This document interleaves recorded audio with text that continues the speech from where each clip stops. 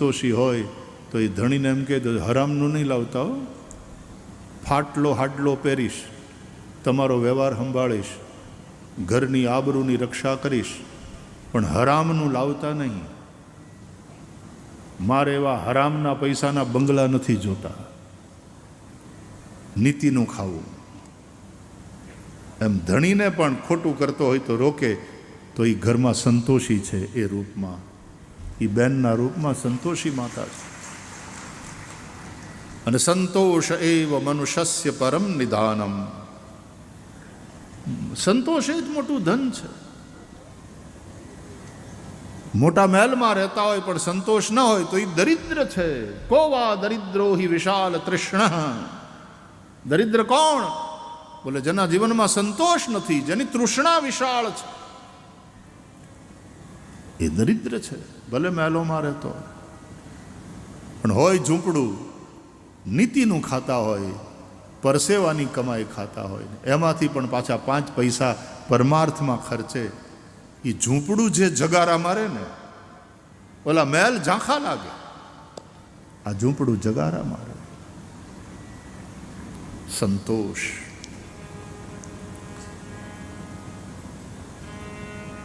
તે ભલે કોડીના રૂપમાં હોય પણ હનુમાનજી ક્યાં ચાહતે હો? તુલસીદાસજીએ કહ્યું,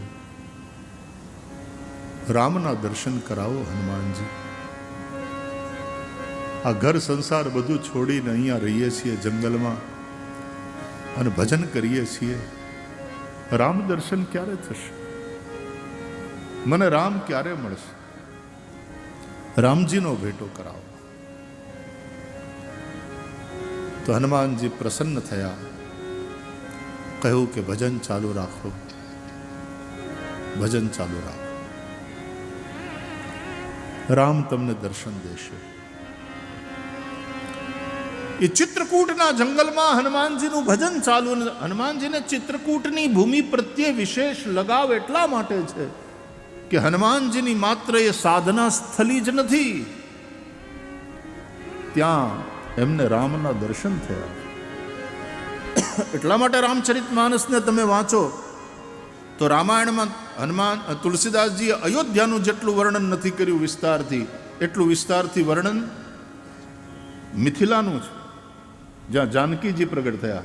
જાનકીદાસજી બાબુ, જાનકીજીના પ્રાગટ્યની ભૂમિ, એ મિથિલાનું વિશેષ વર્ણન કર્યું. અને જેટલું મિથિલાનું વર્ણન નથી કર્યું તુલસીદાસજીએ, એટલું ચિત્રકૂટનું વર્ણન કર્યું છે. કારણ કે ચિત્રકૂટની ભૂમિ તુલસીદાસજીની સાધના સ્થલી રહી છે અને સિદ્ધિ પણ, એટલે પ્રભુના દર્શન રૂપી સિદ્ધિ ત્યાં મળી. એટલે એક વિશેષ લગાવ એ ભૂમિ પ્રત્યે તુલસીદાસજીને હોય એ સ્વાભાવિક છે. ભજન કરે છે તુલસીદાસજી. હનુમાનજીના વચનોમાં વિશ્વાસ છે. એકવાર પોતાની કુટિયામાંથી રોજના નિયમ પ્રમાણે નીકળ્યા, મંદાકિનીમાં સ્નાન કર્યું. સ્નાન કરીને પાછા આવે છે. ભજન વધતું ગયું. ભગવાનના દર્શનની પ્યાસ પણ એ ઝંખના વધતી ગઈ. સ્નાન કરીને પાછા પોતાની કુટિયા તરફ જાય છે. નિત્ય નિયમ પ્રમાણે સાધનામાં બેસવાનું છે, ભજનમાં બેસવાનું છે. અને એમાં જંગલમાં ઘોડા ઉપર સવાર થઈને 2 રાજકુમારને જતા જોયા. બડે સુંદર રાજકુમાર, એક શ્યામ એક ગૌર, ધનુષ બાણધારી. તુલસીદાસજીની દ્રષ્ટિ પડી, પણ વિચાર કર્યો કે હશે કોઈ રાજ પરિવારના છોકરા શિકારે નીકળ્યા હશે. છે બહુ સરસ, પણ આમ क्या करना है, मुझे तो राम जी से काम है, मैं एक साधु हूं, भजन के लिए आया हूं. ત્યાંથી આમ નજર પાછી ખેંચી લીધી અને તુલસીદાસજી જતા રહ્યા પોતાના કુટિયા તરફ. જેવા કુટીરમાં બેસીને પોતાના ભજનમાં बैठा, हाथમાં माला લઈને हनुमान जी प्रकट हो गए और हनुमान जी ने एकदम प्रसन्नता पूर्वक तुलसीदास जी से पूछा, दर्शन किया? दर्शन किया ना? बोले किसका? अरे किसका क्या? राम जी का। बोले ना तो मुझे कहां मिले, कब मिले? अरे बोले वो घोड़े पर सवार होकर दो राजकुमार नहीं जा रहे थे। बोले हाँ वो तो देखा मैंने, लगा कि शिकार के लिए निकले होंगे। अरे बोले चूक गए तुम तुलसीदास, वो राम जी और लक्ष्मण जी थे। तुलसीदास जी बहुत पछताए કે આવી રીતે ચૂક્યા ને એટલા માટે તે જો સંતોની વાણીમાં એનો અનુભવ હોય એટલા માટે જ પછી તુલસીદાસજીએ લખ્યું જો ચૂકતા નહીં ગમે એ રૂપે આવે ભગવાન। तुलसी इस संसार में सबसे मिलिए धाय, ना जाने किस रूप में नारायण मिल जाए। तुलसी इस संसार में सबसे मिलिए धाय, सिया राम माय सब जग जानी।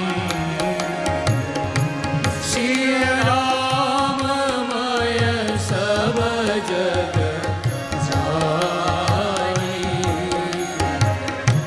करऊं प्रणाम जोरी जुग पानी। करऊं प्रणाम जोरी जुग पानी। अरे कोई राजकुमार हशे एम मानीने मैं तो प्रणाम ही न कर्या त्या। अरे तुलसीदास तुम चूक गए। હનુમાનજી વળી પાછા હનુમાનજીના પગ પકડી લીધા, મારુત નંદન કૃપા કરો, કૃપા મારાથી ભૂલ થઈ ગઈ, મને ફરીથી રામના દર્શન થાય એવી કૃપા કરો। હનુમાનજીને કહા ભજન ચાલू रखो, भजन चालू रखो, प्यास बढ़ती रहेगी, प्रभु कृपा करेंगे, पुनः दर्शन होगा। चूकना नहीं, दृष्टि को ऐसी रखना। कई ने हनुमान जी अंतर ध्यान थी गया। હનુમાનજીનું ભજન ચાલુ, પેલા રાજકુમારને જોયા હતા ને મનોમન એનું સ્મરણ કરે છે, પોતાના ભજનના સાધનાના એ કાળમાં એકવાર ત્યાં મંદાકિનીના સ્નાન કરીને પછી ઘાટ ઉપર બેઠેલા ઠાકોરજીની સેવા માટે ચંદન તૈયાર કરે અને ત્યાં બે સુંદર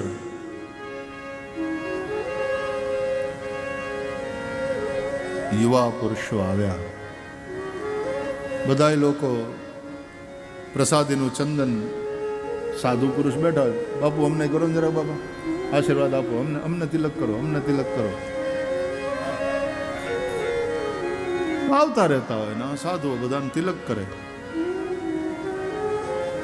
આજે ચંદન ઉતાર્યું અને બે સુંદર યુવક આવ્યા, हमको भी चंदन करिए, तिलक करिए, આમ કરીને ઊભા રહે। હનુમાનજીને તુલસીદાસજીને એમ થયું કે જેમ બધા આવે રોજ એમ આજે અમૃત કામ જ ને, એટલે પણ તીર્થની અંદર નદીને કિનારે કે કુંડના પગથિયે બેઠા હોય બ્રાહ્મણો, અન્ય બધા આવે ને ત્યાં હવને તિલક કરે ને ઓલા દક્ષિણાના પૈસા મૂકે ત્યાં, એવું બધું આપણે તીર્થોમાં જોઈએ તો ત્યાં આજ આપણી પરંપરા છે, તિલક કરે, ચાંદલા કરે। તો બંને આવ્યા, મહારાજજી તિલક કરીએ, એકદમ મીઠી વાણી સાંભળી અને જામ તિલક કરવા જાય, કેટલા સુંદર પુરુષ છે, કેટલા સુંદર આ કિશોર, તિલક કરે। પણ હનુમાનજીને એમ થયું કે ચૂકી જાય, પાછા ચૂકી જાય। એક પોપટના રૂપમાં આવ્યા હનુમાન चित्रकूट के घाट पे भई संतन की भीड़, तुलसीदास चंदन घिसे और तिलक दे रघुबीर। जाने केवा मंड्या, चूकना नहीं, रघुबीर है, राम है, ना जाने किस रूप में नारायण मिल जाए। એટલા માટે આપણે ગામડામાં આપણી પરંપરા છે, આપણે હામ હામાં મળી રામ રામ રામ રામ. હું કેમ બે વાર? તારામાંય રામ છે, મારામાંય રામ, ઈ રૂપે રામ છે ને આ રૂપે રામ છે. રામ જ સર્વત્ર વિલસી રહ્યો છે. એટલે કોઈને છેતરવાની કોશિશ નહીં કરવાની વાલા, એ તો ભગવાનને છેતરવા બરાબર છે. કોઈનું અપમાન નહીં, હિંસાની તો વાત જ ક્યાં આવે. અરે વિરોધ નહીં, વૈષ્ણવ તો એ કે વંદન કરે સૌને. સકળ લોકમાં સૌને વંદે અને નિંદા ન કરે કે નીરે. વાચ કાચ મન નિશ્ચલ રાખે, વાચ કાચ ઓ મન નિશ્ચલ રાખે. ધન ધન જનની તેની, વૈષ્ણવ જન તો તેને રે કહીએ, જે પીર પરાઈ જાણે રે. વૈષ્ણવ જન તો તેને કહીએ. સકળ લોકમાં સૌને વંદે, સૌની અંદર પ્રભુનું દર્શન કરનાર સાધુ પુરુષ. એ કોનો વિરોધ? એનો વિરોધ કરવા વાળા મળે, પણ સાધુ પુરુષ કોઈનો વિરોધ કરવામાં ને એની અરે લડવામાં ને એનું ચિંતન કરવામાં પોતાના જીવનના મૂલ્યવાન શ્વાસોને વ્યર્થ ગુમાવે નહીં. એ તો ભગવાનનું ભજન જ કરે ને વિરોધ કરતા હોય એનું હારું ઈચ્છે, એનું ભલું ઈચ્છે. ભગવાન હવનું હારું કરે, ભલું કરે ભગવાન હવનું. એ બધાની યાર બાંધવામાં, વિરોધીઓને જવાબ આપવામાં, એવામાં હું કામ પોતાનો ટાઈમ બરબાદ કરે? વિરોધી નહીં બંધન. એટલા માટે તુલસીદાસજીએ તમે જુઓ રામચરિતમાનસના બાલકાંડનું વંદના પ્રકરણ, સંતોને વંદન કર્યા પણ દુર્જનોને વંદન કર્યા. અને દુર્જનોને તો એટલી બધી ઉપમા આપી નોખી નોખી, એને પૃથ્વીરાજ સમાન સમજીને વંદન કરું છું. બોલો કેમ? તો કે પૃથ્વીરાજાએ 1000 કાન માગ્યા હતા ભગવાન પાસે. કેમ? તો 2 કાનથી કથા સાંભળતા એને ધરવ નહોતો થતો, સંતોષ નહોતો થતો, તો 1000 કાન માગ્યા. તો કે એ બરાબર, તો પણ આ દુર્જનોને તો કામ તમે શું કામ પૃથ્વીરાજ સમાન ગણીને વંદન કરો? તો કે જેમ પૃથ્વીરાજાને ભગવાનની કથા સાંભળતા 2 કાનથી કથા સાંભળતા સંતોષ નહોતો થતો, તેણે 1000 કાન માગ્યા. એમ આવડા નહીં તો બીજાની નિંદા સાંભળતા સંતોષ થતો નથી. 2 કાનથી તો ધરાતા નથી, 1000 કાનથી બીજાની નિંદા સાંભળે. એ કુથલીમાં જ, કથામાં એને રસ નહીં. કુથલી દલપતરામની બહુ પ્રસિદ્ધ કવિતા કે કુથલી નકામની માં તૃષ્ણા દામ ચામની માં જારી કરી જામની માં ખૂબ બેઠો ખોઈને.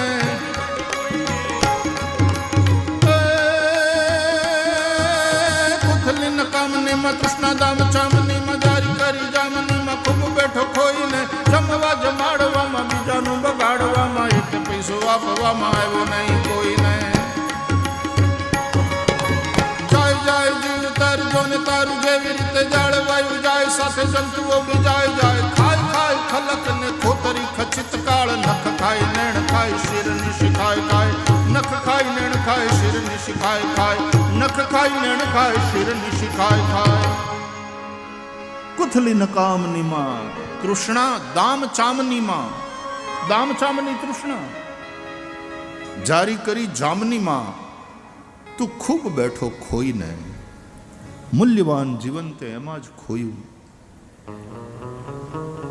એટલા માટે તુલસીદાસજી કહે છે જે કંઈ છે બધું ભગવાનનું જ સ્વરૂપ છે. સિય રામમય સબ જગ જાન. કહેવાનો અર્થ શ્રદ્ધા. એક ભૂત કંઈક કહી દે છે તો એમાંય તે શ્રદ્ધા રાખી તુલસીદાસજી. તો ભૂતના અંદર શ્રદ્ધાને કારણે તુલસીદાસજીને રામ મળ્યા. ભૂતને ભજ્યા નહોતા, નહીં તો એ તો તામસ શ્રદ્ધા થઈ જાય. તુલસીદાસજી કહે છે સાત્વિક શ્રદ્ધા ધેનુ સુહાઈ.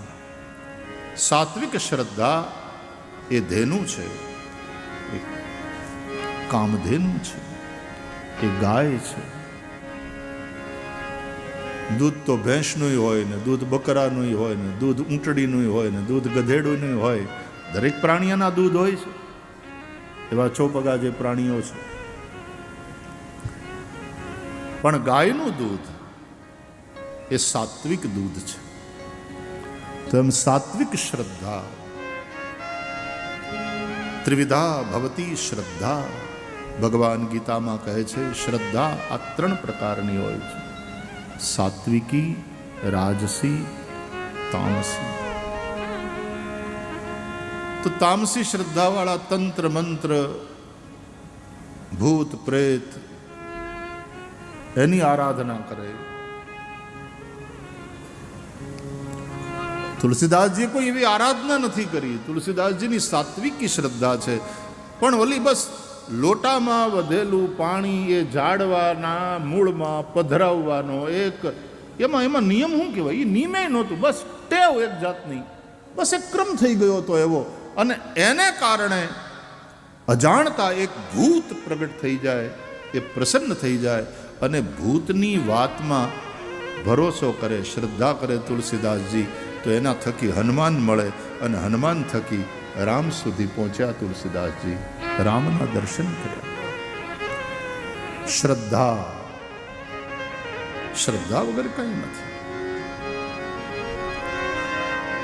તો ગાયમાં શ્રદ્ધા કે એમાં 33 કરોડ દેવતાનો વાસ છે. તુલસીમાં શ્રદ્ધા, પીપળામાં શ્રદ્ધા. યજ્ઞ કરીએ આપણે, અગ્નિદેવ, વાયુદેવ, સૂર્યદેવ, ચંદ્રમા દેવ. પાણી તો કે વરુણ દેવ. અહીંયા પૂજા કરવા બેસો છો ને તો એ પહેલા કળશનું પૂજન કરાવે બ્રાહ્મણો, ભગવાનના પૂજન પહેલા. એમાં વરુણ દેવતાનું પૂજન કરાવે. વરુણ દેવ છે. અને એટલા માટે આપણા સનાતન ધર્મમાં આપણા ઋષિઓએ કહ્યું આ બધા દેવ છે એની પૂજા કરો. એનામાં દૈવી શક્તિ છે. તો પાણીમાં તમારી તરસ મટાડવાની શક્તિ, તમને જીવન આપવાની દૈવી શક્તિ છે. અન્નમાં તમારા પ્રાણને ટકાવવાની શક્તિ છે, દૈવી શક્તિ છે. પ્રાણવાયુમાં એ તમારા શ્વાસોશ્વાસ ચાલતા રહે છે, એનાથી તમને જે જીવન મળે એ વાયુની દૈવી શક્તિ છે. આ બધાને દેવ માનીને આપણે એની પૂજા કરવાની હોય. યજ્ઞ કરીએ ને ત્યારે આ બધા દેવતાઓને આપણે આહુતિ આપીએ છીએ. અગ્નયે સ્વાહા ઇદમ અગ્નયે ઇદન્નમમ, વાયવે સ્વાહા ઇદમ વાયવે ઇદન્નમમ, વરુણાય સ્વાહા ઇદમ વરુણાય ઇદમ નમમ, સૂર્યાય સ્વાહા ચંદ્રમસે સ્વાહા. બધા જ દેવતાઓના નિમિત્તે સ્વાહાકાર સાથે અગ્નિમાં આહુતિ પડે. આ બધા દેવતાઓ પ્રત્યે પૂજ્ય ભાવ રાખી અને એના પ્રત્યે કૃતજ્ઞ ભાવથી આપણે આહુતિ આપવાની હોય છે. આ આપણી સનાતનની સંસ્કૃતિ છે. એ બધા દેવતાઓનું આપણે પૂજન કરીએ છીએ, એનો આદર કરીએ છીએ. દેવતાઓનો પણ અનાદર ન થાય જોજો. બ્રહ્માજી એની જગ્યાએ મહાન છે, ઇન્દ્ર એની જગ્યાએ મહાન છે. આ બધા દેવતાઓ છે એટલે તણાઈ બણાઈ ગયા એવા બધા બેવકૂફીમાંથી બહાર આવાય. આ દેવો છે. તમારે ત્યાં તે પ્રતિષ્ઠા થાય ત્યારે આ બધા દેવતાઓનું પૂજન તમે કર્યું હશે. એનો અનાદર ન કરાય, ગમે એમ ન બોલાય. અને સાધુ થયા પછી તો બહુ વિવેકથી બોલવું પડે, બહુ વિવેકથી બોલવું. શાસ્ત્રોની મર્યાદા રાખો. વેદો ખોટા છે? તમે વેદોને આ શાસ્ત્રો કરતાંય મોટા? આ દેવતાઓના નિમિત્તે આહુતિ પડે. આ બધા જ દેવતાઓ, એમાંય સૌથી શ્રેષ્ઠ બ્રહ્મા વિષ્ણુ મહેશ, અને એનાથી તે ઉપર એ પરબ્રહ્મ પરમાત્મા છે. અને એક જ છે, એકમ બ્રહ્મ દ્વિતીયમ નાસ્તિ. એટલે અનન્ય ભાવથી આપણા એ ઈષ્ટ જે રૂપમાં આપણે માનતા હોઈએ એનું આપણે ભજન કરવું. ભાગવતમાં કથા છે, પુરાણોમાં કથા છે પ્રમાણે દેવતાઓમાં પણ કામના છે. દેવતાઓને પણ પોતાનો સ્વાર્થ છે, પણ દેવતાઓની હારે આપણે લેતી દેતીનો વ્યવહાર છે. દેવતાઓની કૃપાથી આપણું જીવન ચાલે છે, એની સહાયતા. તો સામે આપણે દેવતાઓને યજ્ઞ દ્વારા આહુતિ આપી આપી અને એને પુષ્ટ કરવાના છે. ભગવદ્ ગીતા, દેવાન ભાવયતાનેન તે દેવા ભાવયંતુ વહ પરસ્પરમ ભાવયંત શ્રેય પરમવાપ્સ્યથ. આવું ભગવદ્ ગીતામાં ભગવાન શ્રી કૃષ્ણે કહ્યું. અને રાધાકૃષ્ણ દેવ તો આપણા આરાધ્ય છે. શિક્ષાપત્રીના પ્રારંભમાં પણ રાધાકૃષ્ણ દેવની વંદના છે પહેલા. અને એ શ્રી કૃષ્ણ ભગવાને ભગવદ્ ગીતામાં કહ્યું છે, સહયજ્ઞા પ્રજા સૃષ્ટવા પુરોવાચ પ્રજાપતિ અનેન પ્રસવિષ્યધ્વમ એષવો સ્ત્વિષ્ટ કામધુક દેવાન ભાવયતાનેન તે દેવા ભાવયંતુ વહ પરસ્પરમ ભાવયંત શ્રેય પરમવાપ્સ્યથ. આ રીતે તમારું શ્રેય થશે, તમારું કલ્યાણ થશે. આપણે આપણા આરાધ્યની વાતને જ ન માનીએ. હું માનું એ ધર્મ, હું કહું એ ધર્મ. ધર્મને માનવાનો છે. આપણે માનીએ એ ધર્મ, એ માન્યતામાંથી બહાર નીકળવાની જરૂર છે.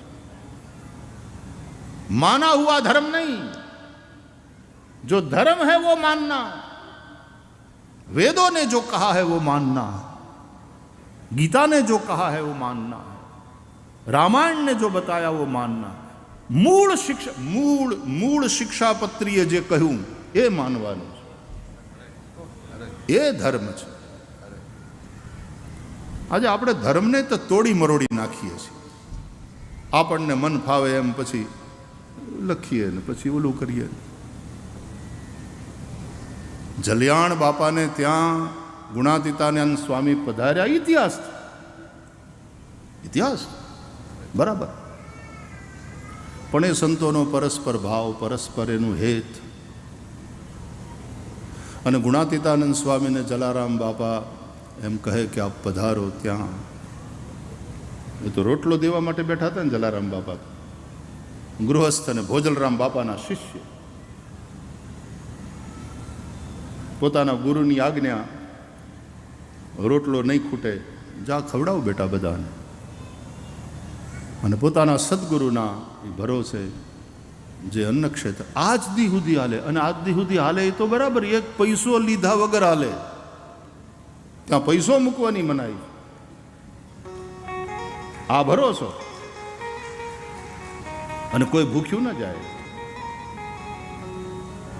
તો આવા જલારામ બાપા જેવા એક સાધુ પુરુષ, એ તો ગુણાતીતાનંદ સ્વામીને પણ મળે તો આટલા હેત થઈ કે સ્વામી પધારો, આપ પ્રસાદ લે. અને ગુણાતીતાનંદ સ્વામી પધારે પણ ખરા, એ પ્રસાદ પણ લે. અને સ્વાભાવિક રીતે, અરે બ્રાહ્મણ દયા પ્રભુની કરવા જાય ને અને કોક આમ ચપટી લોટ આપે, એના બોઘરામાં નાખે, તોય બ્રાહ્મણ સ્વસ્તિ કહીને આશીર્વાદ આપે છે. સાધુ તમારે ત્યાં આવે એટલે એ કાંઈ મફતનો રોટલો ખાઈને જાય નહીં, એ તો આશીર્વાદ આપવાના જ.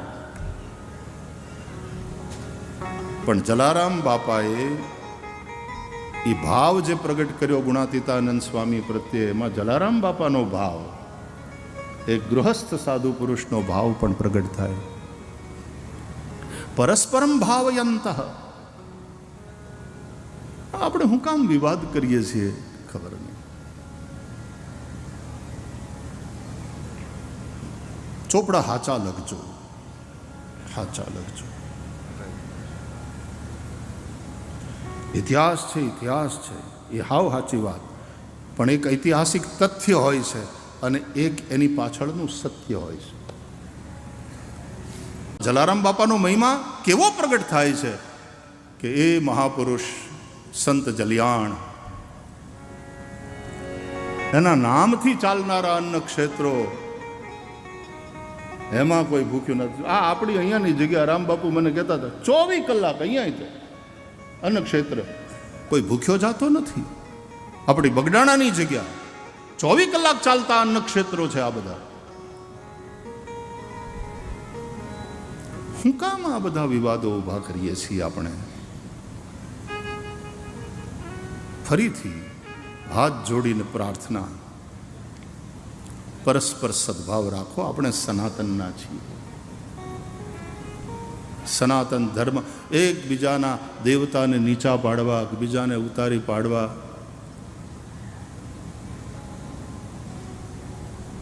સર્વ હોય તો હું સર્વોપરી કહેવાઉં ને. સર્વ વગર સર્વોપરી ક્યાંથી? એટલે સર્વને સાથે તો રાખવા પડે, પણ એમાં એનોય વાંધો નહીં. હું ફરીથી કહું છું કે આપણને આપણા ઈષ્ટ પ્રત્યે અનન્ય ભાવ હોવો જોઈએ. ભક્તિમાં અનન્યતા અને જ્ઞાનમાં સમતા, સમાનતા, સમદ્રષ્ટિ. સમદ્રષ્ટિને તૃષ્ણા ત્યાગી, પરસ્ત્રી જેને માત રહે.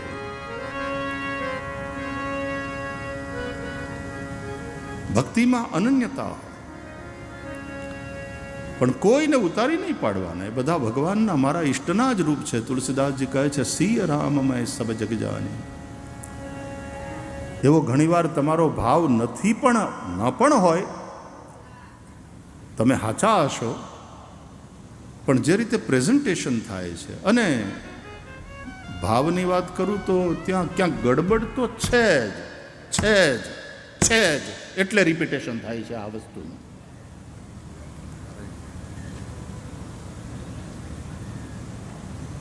બીજાને ઉતારી ન પાડો, બીજાને નીચા કરીને ન દેખાડો.